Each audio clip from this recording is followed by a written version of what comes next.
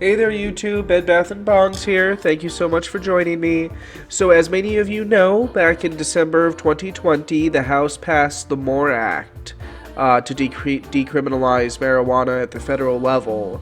It hasn't really gone anywhere, unfortunately. There hasn't been much word on it. But now, Chuck Schumer is getting Democrats together and trying to pass his own bill that would be a path to decriminalization. Which sounds pretty promising. I hope that the Democrats can actually deliver, because they talk about this kind of thing quite a bit, and they rarely do, at least on the federal level. The states have done a wonderful job, so thank you to the Dems and the other politicians who made that possible, like in my great state of Arizona here. Although it does seem kind of ridiculous that I feel the need to thank politicians for letting me do something that I already had the right to do to begin with. I mean, if you can't agree on the right to decide what you can consume or not, then what kind of free country is this fucking shithole?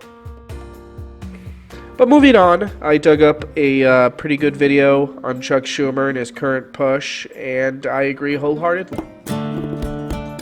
It just hit me, why not? And I think what really helped is some of the states went ahead on their own, and all the horror stories that people talked about didn't occur. Crime rates didn't go up. Drug abuse of, more dangerous forms of drugs did not increase. I basically said to myself, this is the right thing to do. Let's just do it. And the reaction has been far more positive than I'd ever imagined.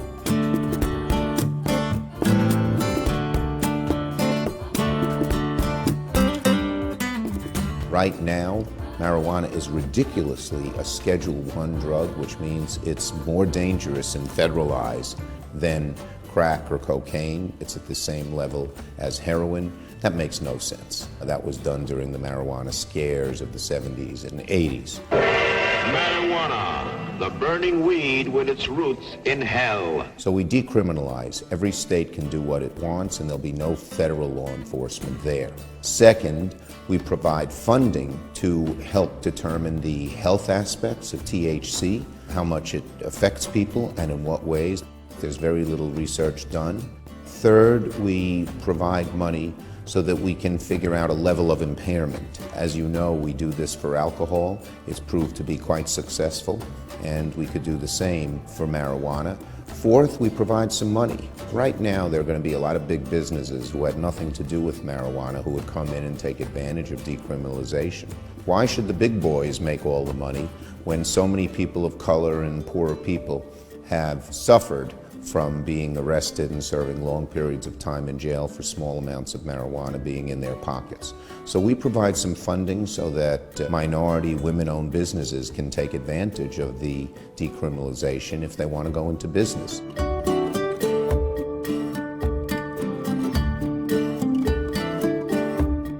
There are millions of young men, often of color, often poor, who now have criminal records for what, after our bill passed, would never have been criminal to begin with.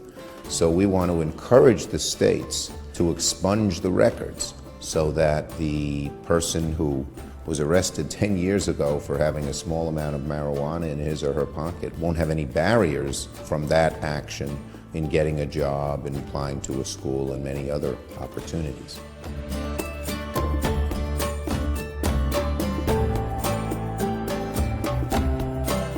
It's getting broad support, much more support than I ever imagined, and it's long overdue. We'll fight hard to get it done.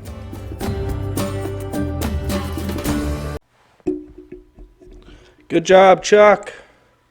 Legalize the pot. Fucking finally, just do it.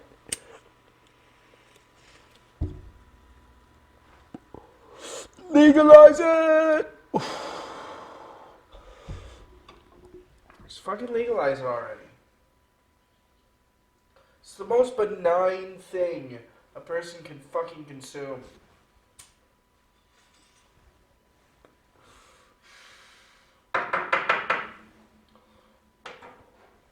They want to jail people. They want to force them from their jobs. It's never killed anybody. Except for maybe a dude who smoked too much in Colorado and had a heart attack. People out there with heart conditions, be careful, I guess.